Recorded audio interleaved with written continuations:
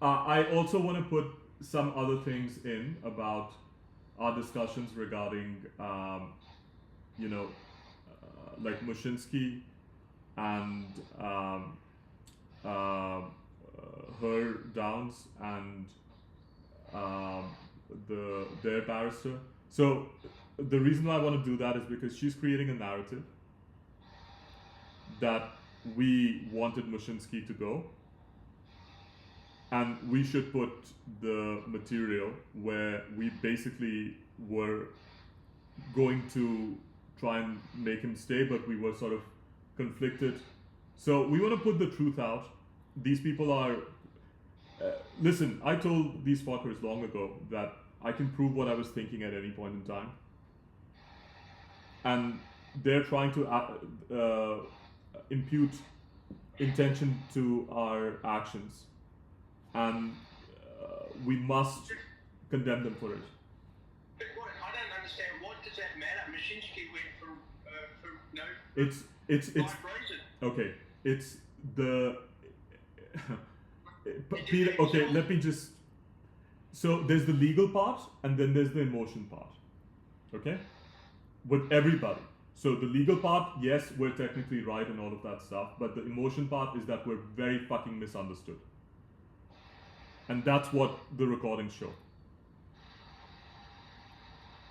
And you can argue with me as much as you want, but that's physically how it goes.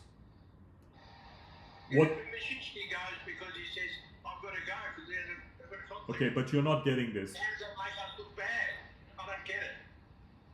I mean, he's pulled the pin on himself. That's not how. Okay, Peter, I don't even understand how. Why do I have to tell you this? But the image that people are presenting of us is that we are people who try to get judges out every time.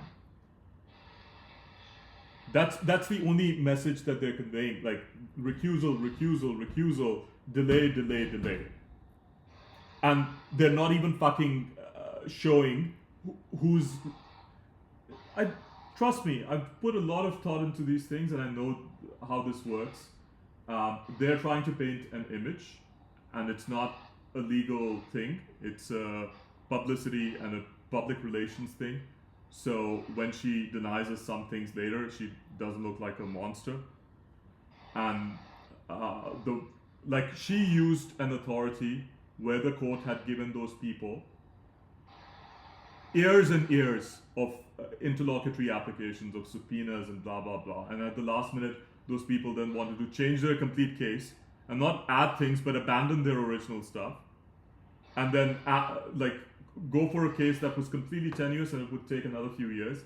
And then the court said, well, at some point of time you have to cut. And she comes in with that right at the fucking beginning, and then she uses those recusal in combination with that. That's the image that she's spinning.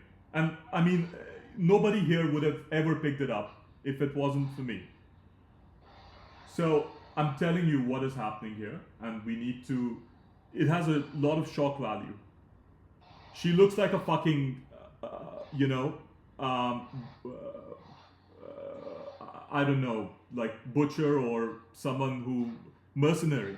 She looks like a mercenary, especially after I point this out. That in her mind, I can tell you what happened. In her mind, it was that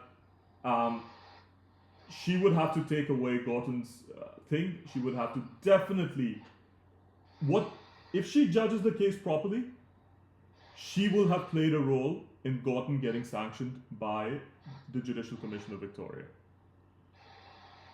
That's I don't understand you have break to. I get all that. No. That's a fact.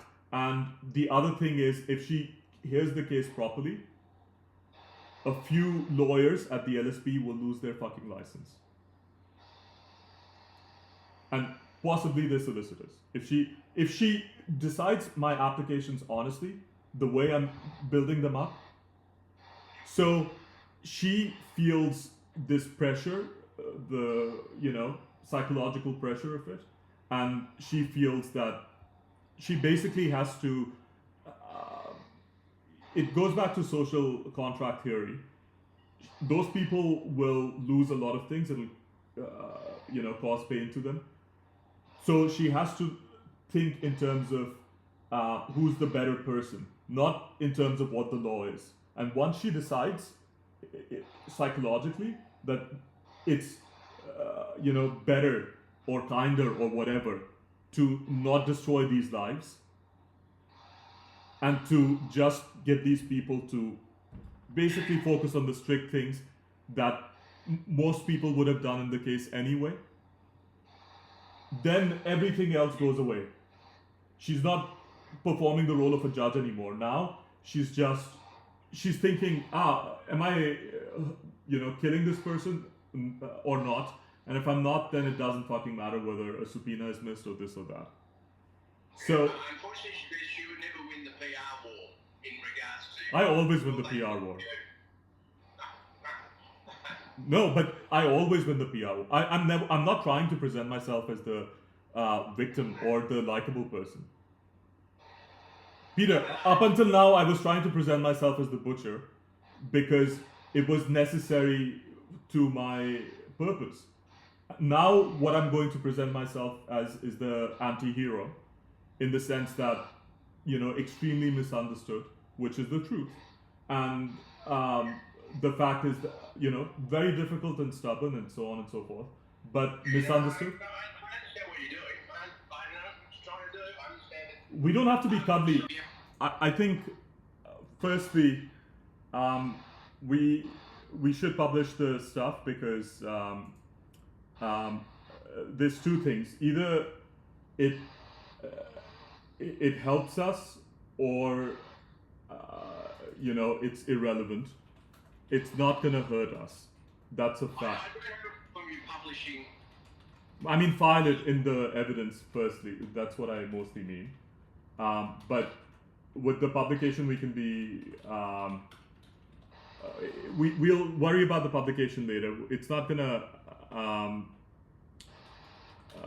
We're not gonna publish everything. Okay, so we will release it on YouTube because that's how we put it into evidence in the court. But what we can do is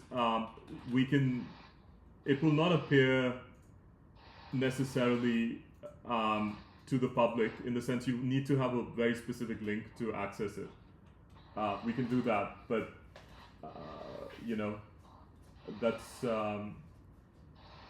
we need to put it into evidence is what I'm saying when I say publish at the moment. But the Gordon stuff we must publish on YouTube anyway, because we're gonna send it out to everybody. I think we should send everything out to everybody. Not everything as in, we should give them the ability to access things and tell them that this is all there. I think that's a better way to go. You send all stuff out. Waste. No, we tell them that they can find this here and that here and so on and so forth. But we do a concise sort of overview and say that this is what we're doing, and with the justice system and blah blah blah. With that. Then we say that this is how we found this and that, and trust me, there'll be a very long line of people asking for my help to deal with judges and magistrates after that. Isaac Prophet said right on the front page, this could happen to you. Okay, but what this may be already happening to you actually, because people don't they don't analyze things in that detail. So anyway, so the thing about Mushinsky is that you're not saying anything. No, I just said I don't. I'm not worried about what I say. I don't care. I'm saying some things. You're. That's it. But I find the fact that he got himself out, that doesn't need to comment. He's actually saying I have to go. But I think honestly there is an image problem right now that. We do. I agree with that. Okay, and we need to counter that. Because I'm not worried so much about the public. I'm worried about the chief justices and the people who have to consider complaints. What I'm worried about is that the people in the middle, they're fucking, perverting the agenda. And I want, the people that have to actually consider our complaints to not be influenced by the gossip, and they should understand where we're coming from. I mean, they should at least know that I am a perfectionist and I'm actually offended because they're not applying the law. And it's not because I'm trying to, whatever they try to paint. Because, like, when I was telling Judicial Registrar Lawrence about the, events of the hearing before Mar and why it wasn't decided, I said, 2 judges have recused themselves since then. The VGSO people were like all making faces like, there he goes again with the recusal. It didn't help that I was telling her that in the process of making a recusal application against her. But, that's the... Anyway, so we need to clarify that. And we also put the...